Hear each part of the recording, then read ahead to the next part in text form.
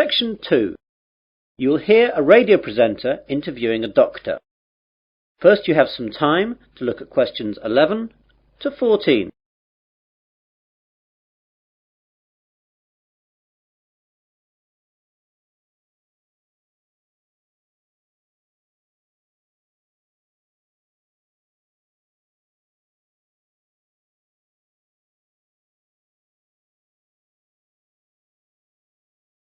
Now listen carefully to the interview and answer questions 11 to 14. Hello everyone.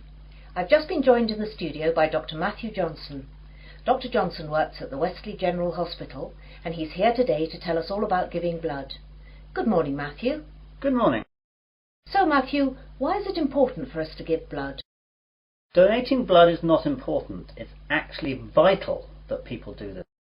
Without donated blood, thousands of people would die every year, and it's something that could affect everyone.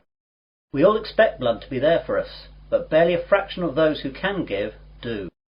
Yet, sooner or later, virtually all of us will face a time of great vulnerability in which we will need blood, and that time is all too often unexpected. The need for blood is great. On any given day, an average of 38,000 units of red blood cells are needed. Blood transfusions are often needed for victims of things such as accidents and burns, heart surgery, organ transplants, and patients receiving treatment for leukemia, cancer or other diseases. In 2002, nearly 29 million units of blood components were transfused, and with an aging population and advances in medical treatments and procedures requiring blood transfusions, the demand for blood continues to increase. We really need that much? Yes, and we need it now. Blood supplies nationwide have reached critically low levels, with less than 1 day's supply of several blood types. Thousands of accident victims, cancer patients, premature babies, and countless others who need blood to stay alive are hoping you'll care enough to help them. All blood types are needed.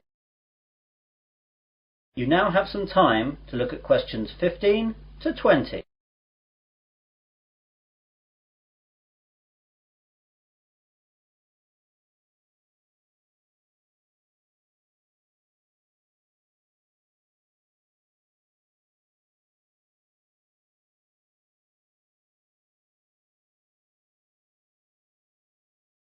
Now listen to the rest of the conversation and answer questions 15 to 20. What are the different types? It's a bit more complicated than that.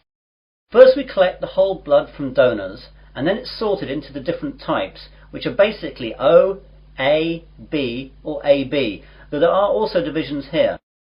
Then the blood is split into its constituent parts. We divide it into 4 basic parts.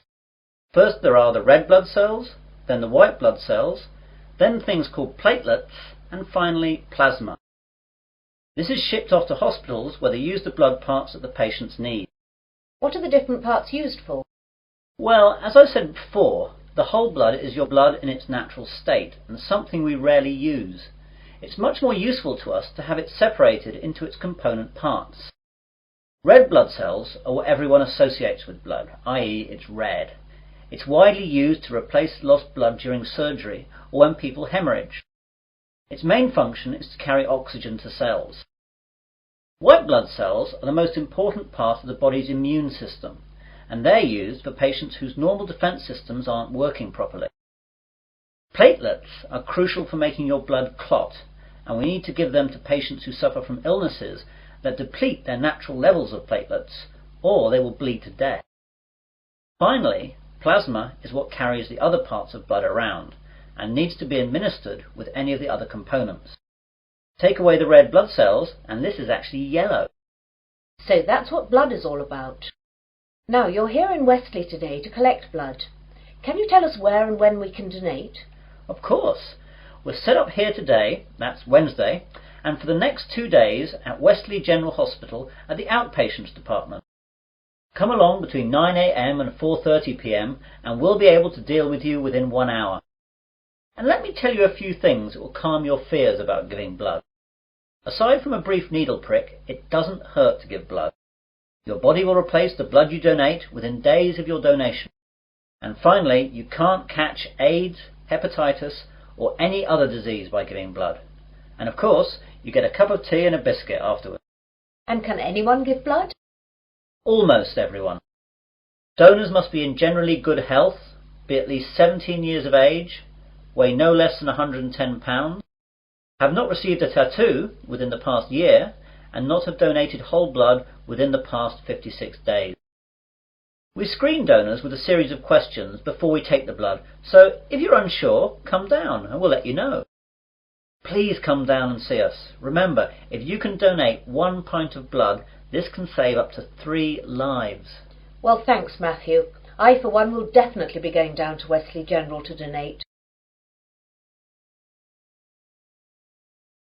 That is the end of section 2.